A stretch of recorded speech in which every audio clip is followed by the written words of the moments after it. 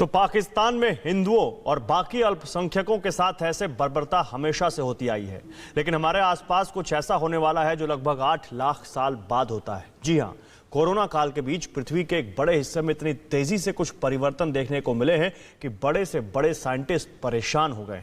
आखिर दुनिया किस बड़े चेंज से, किस बदलाव से गुजरने वाली है और 8 लाख साल बाद पृथ्वी किस ओर बढ़ रही है, जानने के लिए रिपोर्ट देखिए। 7,80,000 साल बाद महापरिवर्तन होने वाला है। कोरोना काल में कितनी टेंशन, सूरज के आगे पृथ्वी का सरेंडर, विज्ञान हैरान, साइंटिस्ट परेशान, अब की बार नहीं कोई समाधान। हर इंसान की जिंदगी में गोल्डन पीरियड आता है, ठीक वैसे ही बुरा दौर भी आता है। दुनिया भर के इंसान पृथ्वी पर टूटे सबसे बड़े कोरोना संकट से जूझ रहे हैं, लेकिन ये लगता है कि कोरोना तो बस बुरे दौर की शुरुआत भर है, क्योंकि अब ऐसा लगता है कि कुदरत के बाद अब पृथ्वी हमें कड़ा सबक सिखाने की तैयारियां कर रही है।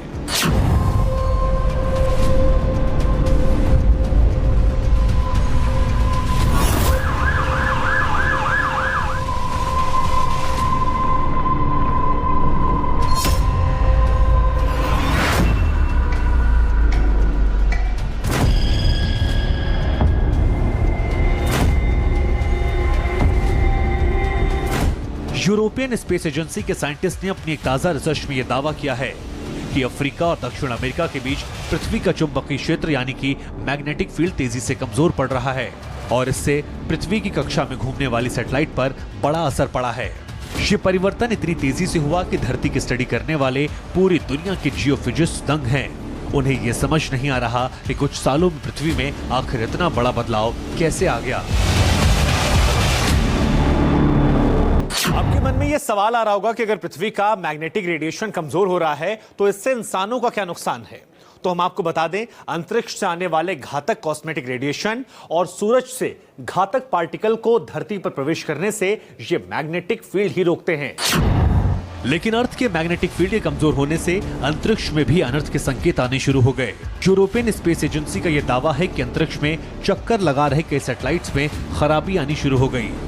साइंटिस्ट का यह दावा है कि सैटेलाइट में आने वाली तकनीक खराबी के पीछे पृथ्वी का कमजोर चुंबकीय क्षेत्र जिम्मेदार है और सैटेलाइट के अलावा कई अंतरिक्षयान में भी ऐसी ही तकनीकी गड़बड़ी की शिकायत मिल रही है।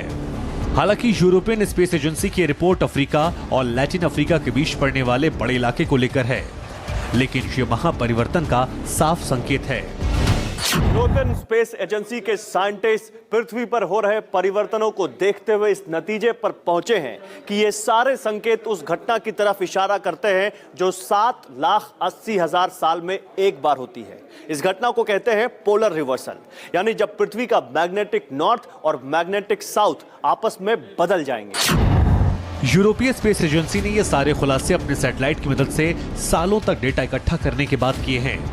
पृथ्वी के चुंबकीय क्षेत्र को तैयार करने वाली चुंबकीय तरंगों का सारा डेटा इस सैटेलाइट ने साल 2013 से जुटाया और फिर यह शॉकिंग रिपोर्ट सामने आई। पृथ्वी के रिकॉर्ड से बताते हैं कि पिछले 200 सालों में मैग्नेटिक फील्ड की तीव्रता में 9% कमी आई है और अफ्रीका और दक्षिण अमेरिका के बीच के चुंबकीय क्षेत्र में सबसे ज्यादा परिवर्तन सामने आए। अगर पृथ्वी की मैग्नेटिक फील्ड नहीं रहेगी तो खतरनाक रेडिएशन ओजोन लेयर को भेदकर धरती पर आ जाएंगे और अल्ट्रावायलेट रेडिएशन का खतरा कई गुना बढ़ जाएगा। हालांकि राहत की बात यह है कि पृथ्वी के चुंबकीय क्षेत्र से जुड़े हर परिवर्तन को पकड़ने के लिए, उसकी स्टडी करने के लिए वैज्ञानिकों के पास शक्तिशाली सैटेलाइट मौजूद है। Bureau report, TV9 Bharatvarsh.